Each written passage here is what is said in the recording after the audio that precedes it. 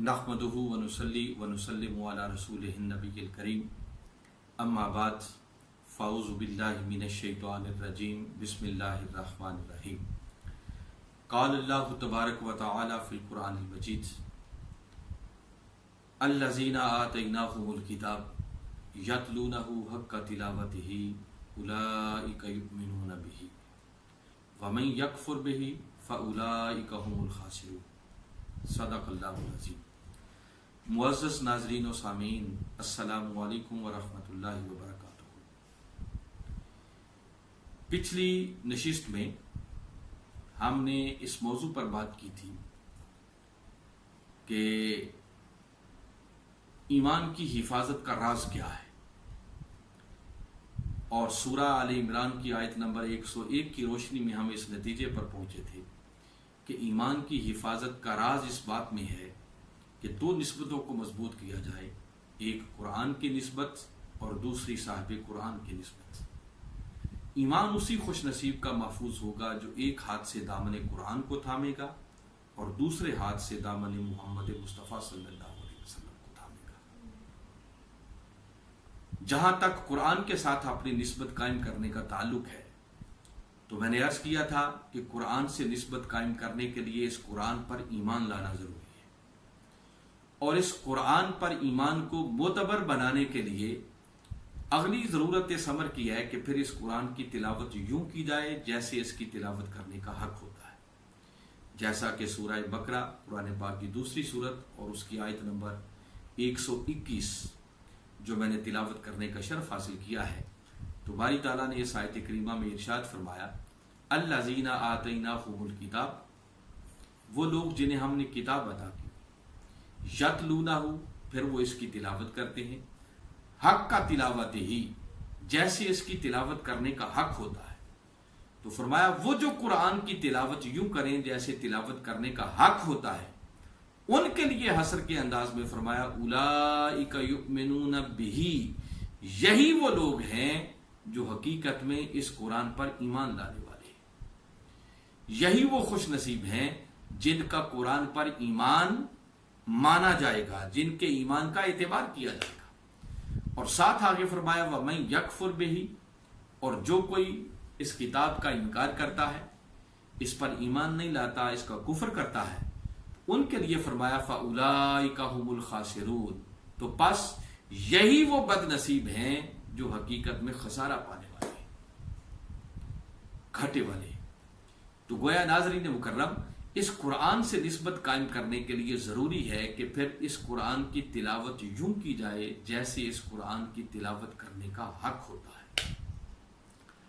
और उसके लिए मैंने अर्ज किया था कि कुरान की तिलावत का हक अदा करने के फिर कुछ तकाजे हैं, जिनमें से पहला तकाजा यह है कि इस कुरान के साथ मोहब्बत और इश्क वाला ताल्लुक कायम किया जाए, और इस ताल्लुक को मजीद मजबूत करने के लिए फिर जरूरी है कि इस कुरान का अदब बजा लाया जाए, क्योंकि अदब पहला करीना है मोहब्बत के करीनों में।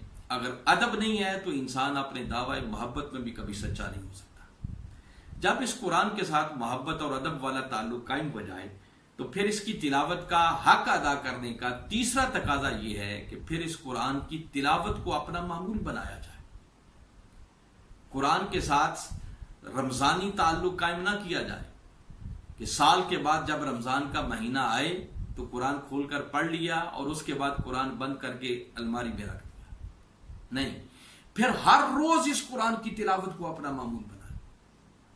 हाँ, थोड़ा पढ़े, एक रकू पढ़ ले, 2 रकू पढ़ ले, जितना वक्त आपको इजाजत दे, मगर बिला नागा हर रोज कुरान की तिलावत को अपना मामूल बनाया जाए।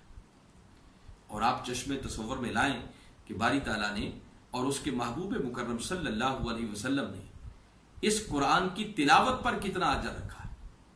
मेरे आका सल्लल्लाहु अलैहि वसल्लम ने फरमाया जो शख्स खाली नाज़िरा कुरान पाक की तिलावत भी करता है, तो फरमाया उस तिलावत करने वाले को एक एक हर्फ के बदले बारी ताला 10-10 नेकियां अता फरमाते हैं। ये कम से कम अजर है,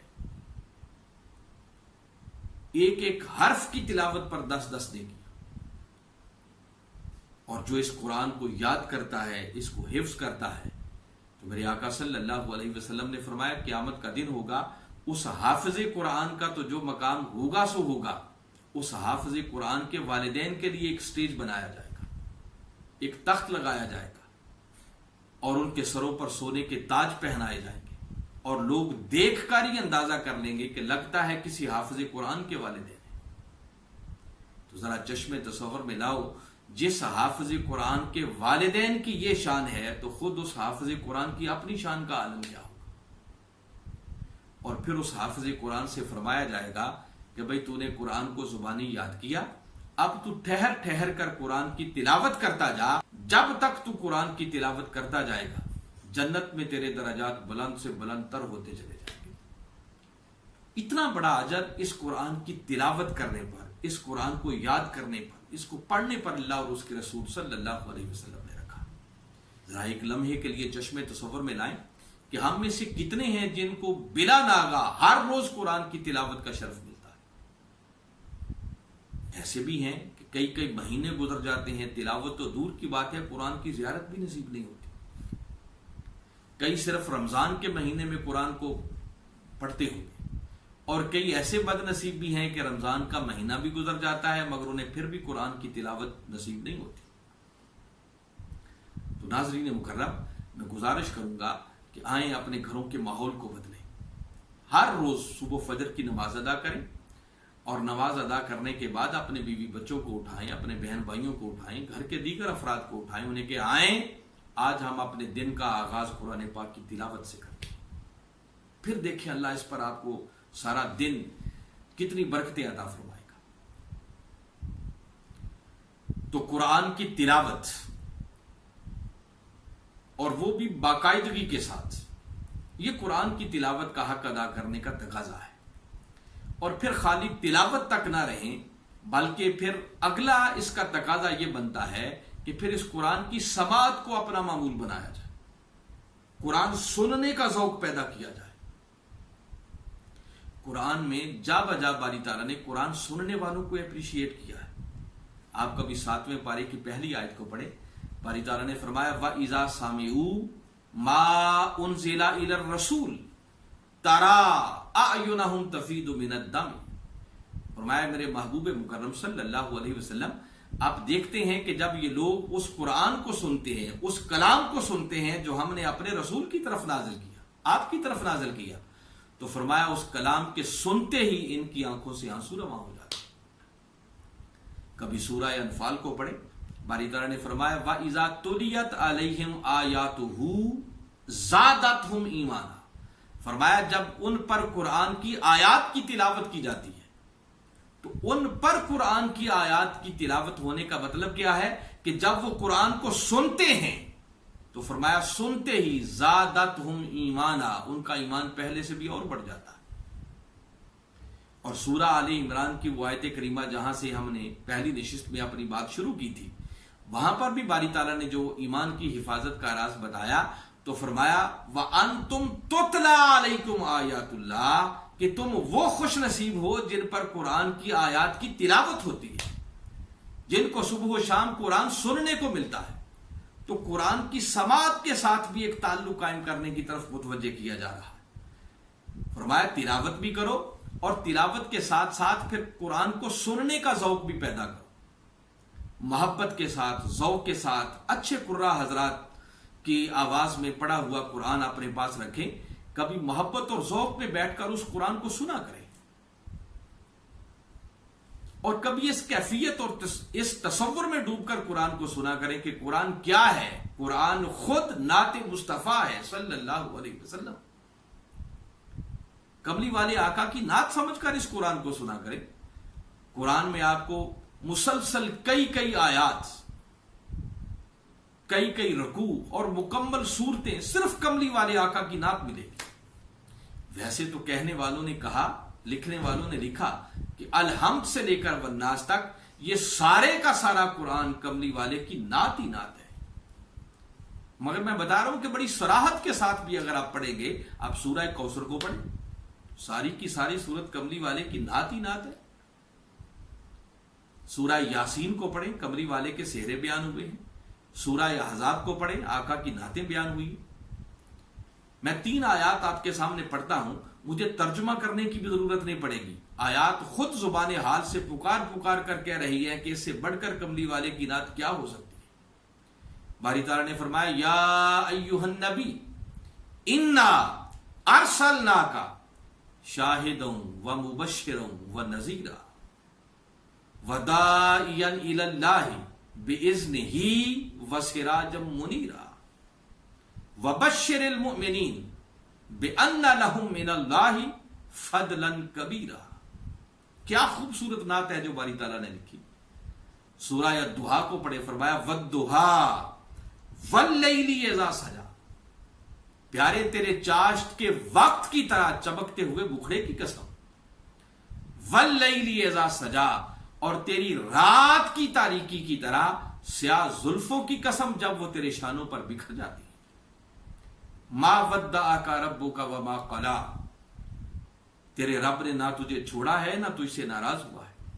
वलल आखिरतु खैरुल लका मिनल ऊला, और महबूब तेरी आने वाली जिंदगी का हर लम्हा वो तो पहले से भी बढ़कर है। वला सौफ युतीका रब्बुका फतरदा, और अन करीब तेरा रब तुझे इतना अता करेगा कि तू अपने रब से राजी हो जाए। इला आखिर सूरा, पूरी सूरत को पढ़ते चले जाएं। ये कमरी वाले की नात ही नात है, ये मेरा मजमून नहीं है। कहना सिर्फ ये चाहता हूं कि नाजरीन मुकर्रम, चलो और कुछ नहीं तो कमली वाले की नात समझ कर इस कुरान को सुना करें, तो कुरान के साथ कुरान को सुनने का ज़ौक़ पैदा करें। और फिर कभी कभी अपनी तिलावत, जब आप कुरान की तिलावत करें तो इस अंदाज में तिलावत करें कि खुद कुरान को पढ़े भी और उसी लम्हे अपनी तिलावत को सुने भी। मैं उस तिलावत की रिकॉर्डिंग करके सुनने की बात नहीं कर रहा। इस सुनने से मेरी मुराद यह है कि जब आप पढ़ रहे हो तो इस तवज्जो के साथ, इस ध्यान के साथ कुरान को पढ़ें कि कुरान आपके मन में उतरता चला जाए। उसको सुन भी रहे हो कि मैं क्या पढ़ रहा हूं। हम जो कुरान को पढ़ते हैं तो हम खाली बेध्यानी में पढ़ते चले जाते हैं, हमारा ध्यान नहीं होता उस कुरान की तरफ। तो मैं जिस सुनने की बात करता हूं कि उस कुरान को पढ़े भी और उसी लम्हे उस कुरान को सुने भी। जब इस कैफियत में डूबकर आप कुरान को पढ़ेंगे तो यूं महसूस होगा जैसे कुरान बंदे पर नाजिल हो रहा है। कुरान बंदे से बातें करता है, कुरान हम कलाम होता है, मगर हमने कभी कुरान से ऐसा ताल्लुक कायम करके देखा नहीं है। तो कुरान की समात, ये कुरान की तिलावत का हक अदा करने के तकाजों में से फिर एक तकाजा है। शायद आपको याद नहीं वो कौन सी चीज थी जिसने उमर फारूक की तकदीर बदल दी थी। वो तो हाथ में नंगी तलवार लेके जा रहे थे। कोई रास्ते में मिला, पूछा उमर किधर जा रहे हो? कहने लगे माज अल्लाह इस्लाम और बानी इस्लाम का खात्मा करने जा रहा हूं। वो आगे से कहने लगे उमर पहले अपने घर की तो खबर ले लो, तुम्हारी बहन और बहनोई इस्लाम ला चुके। गुस्से की हालत में पलटे, सीधा बहन के दरवाजे पर पहुंचे। अंदर से कुरान पढ़े जाने की आवाज आ रही थी। दस्तक दी, बहन ने वो कुरान के औराक छुपा दिए, दरवाजा खोला। उमर ने जाते ही मारना पीटना शुरू कर दिया। और जब मार मार के थक गए और फिर भी बहन की जुबान से अल्फाज सुने कि उमर मार मार कर जान भी निकाल दो, लेकिन मोहम्मद अरबी का दीन हमारी रूहों से नहीं निकल सकता, तो तलवार गिर गई। दिल पसीज गया और अर्ज करने लगे, अच्छा बहन जरा लाके मुझे सुनाओ तो सही कि तुम क्या पढ़ रही थी। बस सूरह मरियम की आयत की तिलावत सुनने की देर थी कि उमर फारूक की तकदीर बदल गई। वो जो कत्ल करने आए थे खुद मोहम्मद मुस्तफा सल्लल्लाहु अलैहि वसल्लम की निगाहों का शिकार हो गए। अर्ज करने लगे उमर को पकड़ो, आका की बारगाह अक़दस में ले चलो ताकि कलमा पढ़ के दायरा इस्लाम में दाखिल हो जाओ। तो गोया नाज़रीन मुकर्रम, कुरान के सुनने से दिलों का जंग उतरता है। कुरान के सुनने से दिलों पे लगे हुए ताले खुलते हैं। तो कुरान को पढ़ा भी जाए और कुरान को सुना भी जाए। तो गोया कुरान की तिलावत ये इसका एक तकाजा है, कुरान की समात ये इसका अगला तकाजा है। फिर जब कुरान से मोहब्बत वाला, अदब वाला, तिलावत और समात वाला ताल्लुक कायम हो जाए तो अगला तकाजा ये है कि फिर इस कुरान को समझा जाए। देखें ना, आपने कुरान से मोहब्बत भी कर ली, अदब भी कर लिया, पढ़ भी लिया, सुन भी लिया, और अगर आपको समझ ही ना आए कि इस कुरान के अंदर क्या लिखा है तो इसकी तिलावत का हक अदा नहीं हो सकता। आपको अजर मिल जाएगा। वो एक एक हरफ के बदले 10-10 नेकियों वाला मेरे आका का फरमान, वो वादा पूरा हो जाएगा, नेकियां मिल गई। मगर आप खुद ठंडे दिल से कभी इस बात पर गौर करें कि अगर जिंदगी भर तोते की तरह सिर्फ कुरान को रटकर पढ़ते ही रहे और समझ ही ना आई कि इस कुरान के अंदर लिखा क्या है, अजर तो मिल जाएगा मगर कुरान की तिलावत का हक अदा नहीं हो सकता। हक तब अदा होगा कि फिर जो पढ़े उसकी समझ भी आए कि इस कुरान के अंदर लिखा क्या है, कुरान यहां जिंदगी गुजारने का दस्तूर क्या दे रहा है, मेरा मौला राजी किस बात से होता है, नाराज किस बात से होता है। कुरान हमें दस्तूर हयात अता करता है, कुरान हमें जिंदगी गुजारने का सलीका बताता है, कुरान दुनिया और आखिरत की कामयाबी का राज बताता है। तो अगर इस कुरान को हम समझेंगे ही नहीं, और आप कभी इस बात पर गौर करें, इल्ला माशाअल्लाह मेरा ख्याल है कि 95%, यह भी मैं बड़े मुबालगे से कह रहा, 95% लोग उम्मत के वो हैं जिनका ताल्लुक कुरान के साथ सिर्फ तिलावत वाला है, उसको समझने वाला कोई नहीं। कम से कम इतना कुरान तो हमें समझना चाहिए कि हमें जब नमाज में खड़े हों तो हमें पता चल रहा हो कि जो कुछ हम पढ़ रहे हैं, जो कुछ कह रहे हैं जुबान से, इसका मतलब क्या है। हमें तो चंद उन सूरतों का तर्जुमा भी कोई नहीं आता जो हम हर रोज नमाज में तिलावत कर रहे होते। हालांकि बारी ताला ने बार बार कुरान पाक में इरशाद फरमाया, वलक़द यस्सरनल कुरान लिज़िक्रि फहल मिन मुद्दकिर, फरमाया हमने नसीहत के लिए इस कुरान को बड़ा ही आसान कर दिया है, कोई है जो इस कुरान से नसीहत हासिल करना चाहे। तो हमने खुद अपनी समझों के दरवाजे बंद कर रखे हैं। हम बस इसे बरकत के लिए पढ़ते हैं कि इतनी बार कुरान खत्म कर दो, इतना अजर मिल गया, इतना सवाब मिल गया। बेटी की शादी करनी है तो उसकी रुखसती के वक्त कुरान के नीचे से गुजार दिया जाए, झगड़ा हो जाए तो फैसला करने के लिए, कसम उठाने के लिए कुरान को लाया जाए। कोई करीबुल मर्ग हो, उसकी जान ना निकल रही हो तो कहते हैं इसके करीब सूरह यासीन की तिलावत करो, इसकी मुश्किल आसान हो जाएगी। बजाय है मैं किसी चीज का भी इनकार नहीं कर रहा, घर में पड़े हुए कुरान की भी बरकत है। बेटी को कुरान के नीचे से गुजारेंगे, अल्लाह उसकी भी बरकत अदा करेगा। अगर किसी की जान पर मुश्किल बन जाए, उसके करीब कुरान पढ़ा जाए, सूरह यासीन की तिलावत की जाए, तो यकीनन उसकी मुश्किल आसान होती है। मगर नाजरीन, मैं तो इस बात की तरफ मुतवज्जे करना चाह रहा हूं कि हमें सोचना चाहिए कि अगर किसी की जान पर मुश्किल बन जाए और कोई दूसरा उसके करीब सिर्फ कुरान की तिलावत करे, उसकी मुश्किल आसान हो सकती है। तो बंदे सोच, अगर तूने खुद इस कुरान को पढ़ा होता, इस कुरान को सुना होता, इस कुरान को समझा होता और समझकर फिर इस कुरान पर अमल किया होता, तो ये कुरान तुझे वो ऊंचे दराजात अता करता कि शायद जिसका तू तसव्वुर भी नहीं कर सकता। तो कुरान को समझने की तरफ आए। बड़े बड़े अच्छे इसके तर्जुमे अवेलेबल हैं, एक से बढ़कर एक है, मगर इस जदीद दौर के तकाजों को पूरा करने वाला, फिर कमली वाले आका सल्लल्लाहु अलैहि वसल्लम की मोहब्बत और इश्क में डूबकर लिखा हुआ तर्जुमा, ऐसा सलीस और बामुहावरा तर्जुमा कि आप तर्जुमे को पढ़ें तो बात मन में उतरती चली जाती है। तजदीदी शान का हामिल तर्जुमा इस सदी के अंदर अगर कोई है तो वो कुरान पाक का तर्जुमा इरफानुल कुरान है, जो हुजूर शेखुल इस्लाम प्रोफेसर डॉक्टर मोहम्मद ताहिरुल कादरी मद्दाजिल्लाहु अली ने लिखा है। आप इस तर्जुमा इरफानुल कुरान को अपने घरों की जीनत बनाएं। बेशक चंद आयात पढ़ें, एक रुकू पढ़ लें, मगर तर्जुमे के साथ पढ़ें, फिर रुक कर उसमें गौर करें कि बारी ताला ने यहां पर क्या हुक्म इरशाद फरमाया, वो मेरा मौला राजी किस बात से होता है, नाराज किस बात से होता है। आप इस तर्जुमे को बाकायदा हलकों की शक्ल में पढ़ें, जिंदगी में अपना मामूल बनाएं। इंशाअल्लाह इतना आसान, सलीस और बामुहावरा तर्जुमा है कि आप खाली तर्जुमे को पढ़ेंगे, ये कई तफसीरों से बेनियाज आपको कर दें, यानी तफसीरी शान का हामिल तर्जुमा है। फिर आगे तो हद ही कोई नहीं है ना, जिसके पास जितना वक्त हो वो जितना इसकी डेप्थ और गहराई में उतरेगा, फिर इतना कुछ इस कुरान पर लिखा गया है कि जिंदगी भर भी इंसान इसमें गोताजनी करता रहे तो वो कभी खत्म ही नहीं हो सकता। मगर कम से कम इतना तो आना चाहिए, इतनी तो समझ होनी चाहिए कि हम जो पढ़े हमें पता हो कि मैं क्या कह रहा। तो कुरान को समझना, तफहीम कुरान, ये कुरान की तिलावत का हक अदा करने के तकाजों में से फिर बुनियादी तकाजा है कि जब तक हमें समझ नहीं आएगी कि इस कुरान के अंदर लिखा क्या है, तब तक कुरान के पढ़ने का, इसकी तिलावत का हक अदा नहीं हो सकता। और कुरान तो जोर ही इस बात पर देता है कि ईमान भी मोतबर उन लोगों का होगा जो कुरान की तिलावत यूं करें जैसे तिलावत करने का हक होता है।